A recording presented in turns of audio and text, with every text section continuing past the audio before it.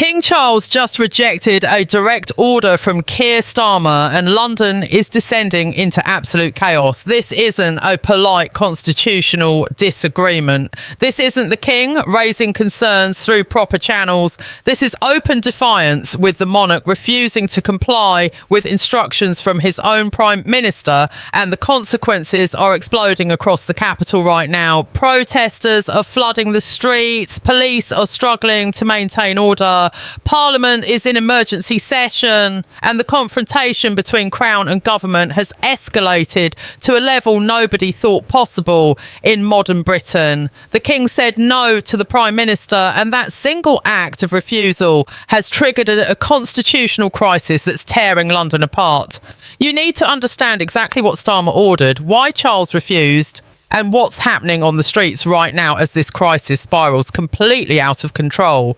The crisis erupted just hours ago when Keir Starmer issued what he believed was a routine instruction to Buckingham Palace. The exact nature of the order is still being confirmed, but sources close to both the government and the palace indicate it involved the King being required to make a public statement supporting government policy or to attend a specific event that would associate the monarchy with Labour's political agenda.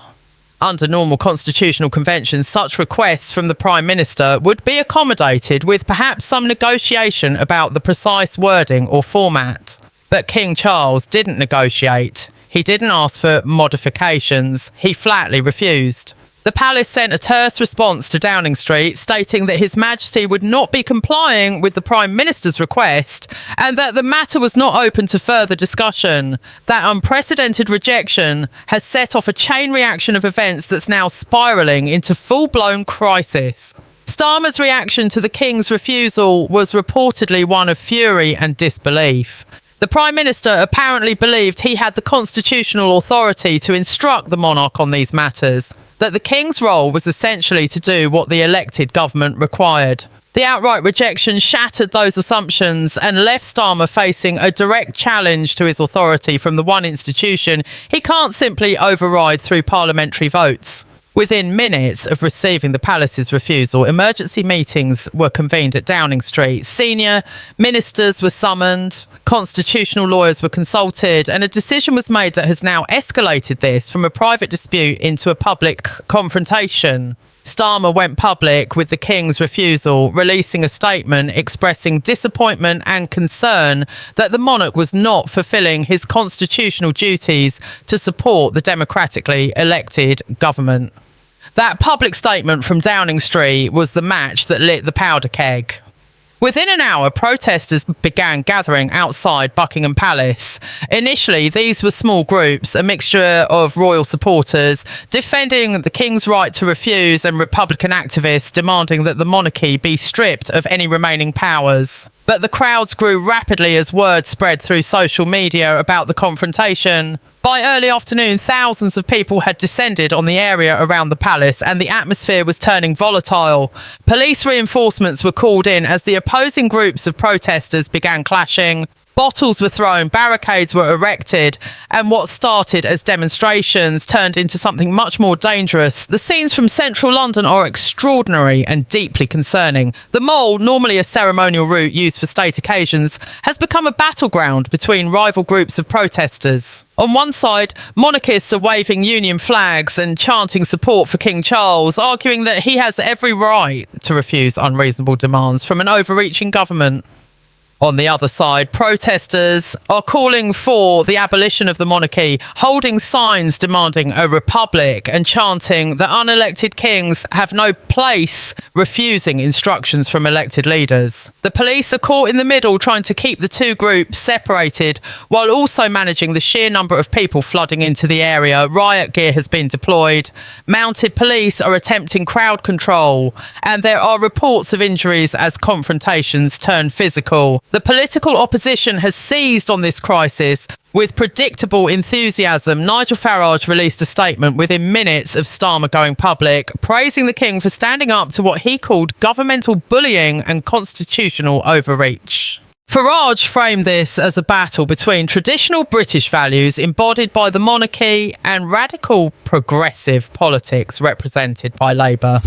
The Conservative Party is being more measured, but is clearly enjoying Starmer's discomfort, with senior Tories calling for calm, while also questioning whether the Prime Minister should have handled this dispute privately rather than creating a public crisis. Smaller parties are split along predictable lines, with some supporting parliamentary supremacy and others defending royal prerogatives.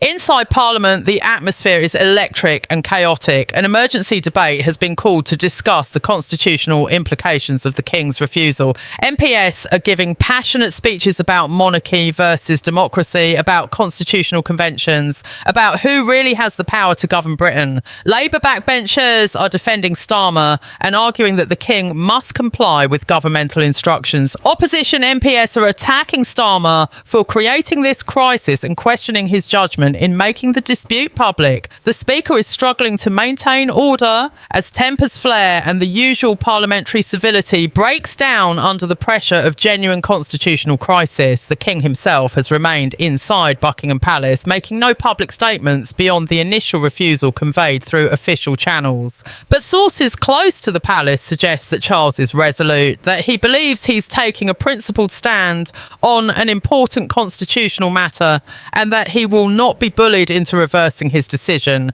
regardless of the political pressure.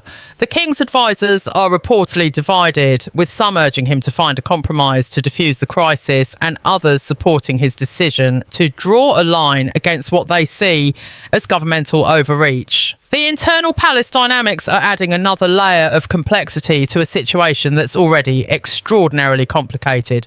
The media coverage is absolutely relentless, with every major outlet running breaking news coverage of the unfolding crisis. Television cameras are showing the protests live, with reporters describing the chaos and interviewing people on both sides of the dispute. The images of central London in turmoil, of police in riot gear facing off against protesters, of crowds surging around Buckingham Palace, these visuals are dominating every screen and every news feed. International media is picking up the story, broadcasting images of British constitutional crisis to audiences around the world. The damage to Britain's reputation for stability and orderly governance is mounting with every hour this crisis continues. The constitutional experts being interviewed across all media platforms are offering sharply divided opinions about who's in the right. Some argue that the King has absolute discretion to refuse requests he finds inappropriate and that Starmer overstepped by trying to compel royal compliance. They point to historical precedents where monarchs decline to follow governmental advice and argue that this is a legitimate exercise of constitutional prerogative. Other experts insist that modern constitutional practice requires the monarch to act on ministerial advice in virtually all circumstances, and that Charles's refusal represents a dangerous return to ideas about royal power that Britain fought to overcome centuries ago. The lack of constitutional consensus about what should happen in this situation is itself part of the problem.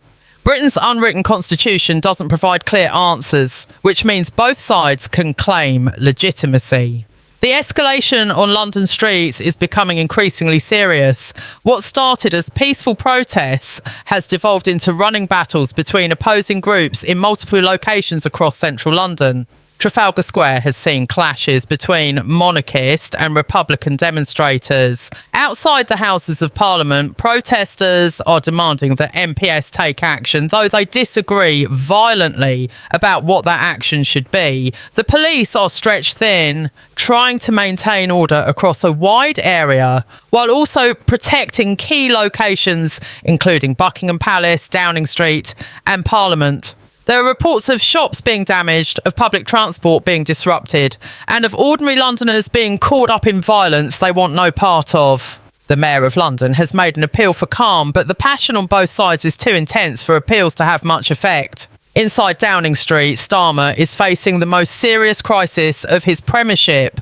His inner circle is debating how to respond to the King's continued refusal and the chaos engulfing London. Some advisers are urging Starmer to back down, to withdraw whatever request prompted this crisis and to rebuild bridges with the palace quietly. Others are pushing for escalation, arguing that the government cannot allow the monarch to simply refuse lawful instructions and that Starmer must demonstrate that elected leaders, not hereditary monarchs, control Britain. The The decision Starmer makes in the next few hours could determine not just the outcome of this immediate crisis, but the future of his government and potentially the monarchy itself. The economic impact is already being felt. The London Stock Exchange has seen significant selling as investors react to images of chaos in the capital.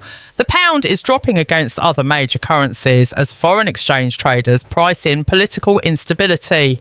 Businesses in central London are closing early due to the protests and violence. Tourism, a major part of London's economy, is being damaged as visitors flee the disorder or cancel trips. The Bank of England has issued a statement expressing confidence in Britain's institutions, but that kind of reassurance rings hollow when television screens are showing riot police battling protesters outside Buckingham Palace. Every hour this crisis continues costs the economy money that Britain can ill afford to lose. The international reaction is mixing concern with barely concealed schadenfreude. Britain's European neighbours, many of whom deal with their own constitutional complexities, are watching to see how Britain handles a crisis between monarch and government. The United States is expressing concern about stability in its closest ally. Commonwealth nations, where Charles is also king, are having emergency discussions about what this means for their relationship with the Crown. And Britain's adversaries are amplifying images of London in chaos as propaganda about Western democratic instability. The soft power and international prestige that Britain depends on is being eroded with every image of violence on London streets. The question of what exactly Starmer ordered the king to do is becoming central to the debate. If the request was reasonable and within constitutional norms, Charles's refusal looks like monarchical overreach. If the request was inappropriate or politically partisan, the king's refusal looks justified. But the government isn't providing full transparency about what was asked, and the palace isn't explaining in detail why it was refused. That lack of clarity allows both sides to claim the moral high ground while leaving the public confused about who's actually in the wrong. Some commentators are suggesting that both the government and the palace are being deliberately vague because the full truth would make both of them look bad. The social media environment is toxic and polarising. Hashtags supporting and attacking both the king and Starmer are trending simultaneously. Video clips of the protests are going viral, often edited or presented in ways that support one side's narrative. Misinformation is spreading rapidly with false claims about what the king said, what Starmer demanded, and what's happening on the streets. The algorithms that drive social media engagement are amplifying the most extreme voices and the most inflammatory content, making the online discourse even more divisive than the real-world crisis. People are choosing sides and then seeking information that confirms their existing positions, rather than trying to understand the complex reality. The role of the police in managing this crisis is becoming increasingly controversial. They're tasked with keeping order between groups with fundamentally opposed views about Britain's constitutional future. Every decision they make about where to position officers, which protesters to move, and when to intervene is being scrutinised and criticised. If they're too aggressive with monarchist protesters, they're accused of serving the government against the king. If they're too aggressive with Republican protesters, they're accused of protecting privilege against democracy. The police are in an impossible position trying to maintain public order in a situation where the underlying constitutional questions have no clear answers. The emergency parliamentary session is producing more heat than light, with MPs talking past each other rather than working towards solutions. Labour MPs are demanding that Parliament assert its supremacy, that legislation be introduced to clarify that the monarch must comply with governmental instructions in all circumstances. Opposition MPs are defending the King's prerogatives and attacking Starmer for creating this crisis through his handling of what should have been a private discussion with the palace. The debate is revealing deep divisions not just between parties but within them, with some MPs on all sides uncomfortable with both the government's approach and the King's refusal. The lack of consensus about what should happen makes parliamentary resolution of this crisis extremely difficult. The public opinion polls being conducted in real time as this crisis unfolds are showing a deeply divided country. Roughly equal numbers support the King's right to refuse and believe he should comply with the Prime Minister. Younger voters lean more Republican and support Starmer. Older voters are more monarchist and support Charles. Geographic, class and political divisions are all activated, with different demographic groups having completely opposite views about who's right.